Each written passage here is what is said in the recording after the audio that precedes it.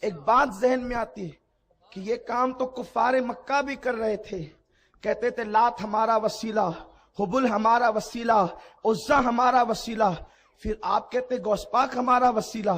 تو تم دونوں میں فرق کیا ہے؟ فرق یہ ہے وہ بتوں کو جو اللہ کے دشمن تھے مقابلے میں مان رہے تھے، ہم مقابلے میں نہیں مانتے۔ دیکھو توجہ آپ کی، اس کو یوں سمجھو، ابا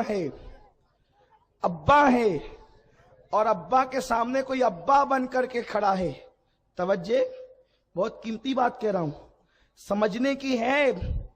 ابا ہے اور ابا کے سامنے کوئی ابا بن کے کھڑا ہے، تو ابا کے سامنے بولے تو میرا ابا، تو بولو کہ ابا کیا کریں گے؟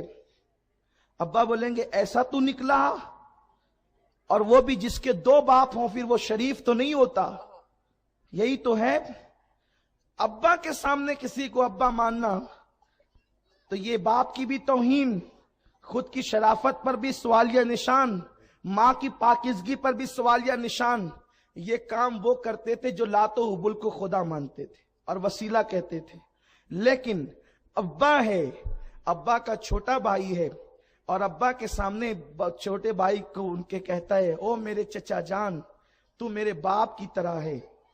باپ مسکراتا ہے، کیوں؟ اس لیے کہ یہ میرے بھائی کا کتنا احترام کرتا ہے۔ دیکھو اس کو کا ابا تو باپ ہو گئے ناراض اور اتنے سارے سوالیہ نشان کھڑے ہو گئے، اس کو بھی کا ابا، لیکن کس طرح؟ باپ کا چھوٹا، آپ میرے باپ کی طرح، میرے باپ کی جگہ ہیں، یہی تو ہے۔ تو باپ مسکرایا، کیوں؟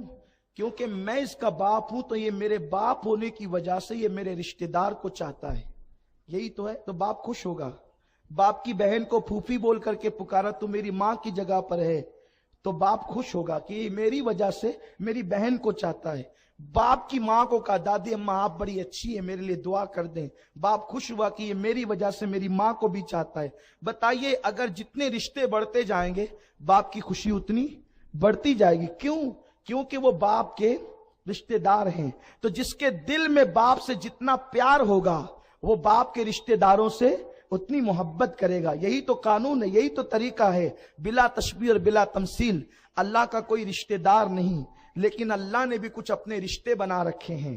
جیسے تمہارے میرے رشتے ویسے اس کے رشتے نہیں ہیں۔ اس کے رشتے رشتہ محبت ہے، اس کے رشتے رشتہ معرفت ہے، اس کے رشتے رشتہ ولایت ہے، اس کے رشتے رشتہ قطبیت ہے، اس کے رشتے رشتہ ابدالیت ہے، اس کے رشتے رشتہ نبوت ہے، اس کے رشتے رشتہ رسالت ہے، اس کے رشتے رشتہ عارفین ہے۔ یہ سارے اس کے رشتے ہیں اور ہر اعتبار سے وہ اللہ کے قریب ہے۔ کوئی کتنا، کوئی اتنا، کوئی اتنا، وہ اللہ رب العزت نے جس کو جتنا چاہا قرب عطا کیا۔ تو اب ہم جو غوث پاک کو مانتے ہیں جیلان کا ہونے کی وجہ سے نہیں، کیونکہ جیلان میں تو بہت پیدا ہوئے مر گئے، ان کے نام بھی ہمیں پتا نہیں ہے۔ غوث پاک کو جیلانی ہونے کی وجہ سے نہیں مانتے، غوث پاک کو بغدادی ہونے کی وجہ سے نہیں مانتے، غوث پاک کو مدرسہ قادریہ کا طالب علم اور اس کے بعد مدرس ہونے کی وجہ سے نہیں مانتے۔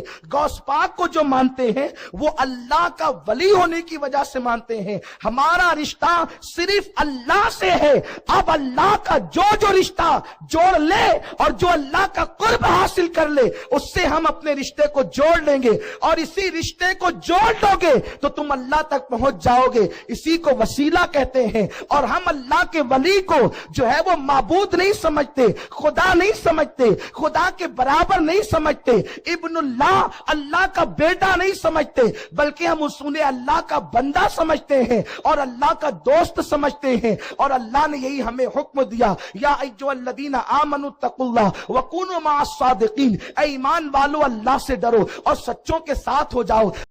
SDI چینل کو سبسکرائب کریں اور بیل بٹن پر کلک کریں تاکہ آپ کو سب سے پہلے ہمارے نئے ویڈیوز اور لائیو اجتماع کی لنک ملے۔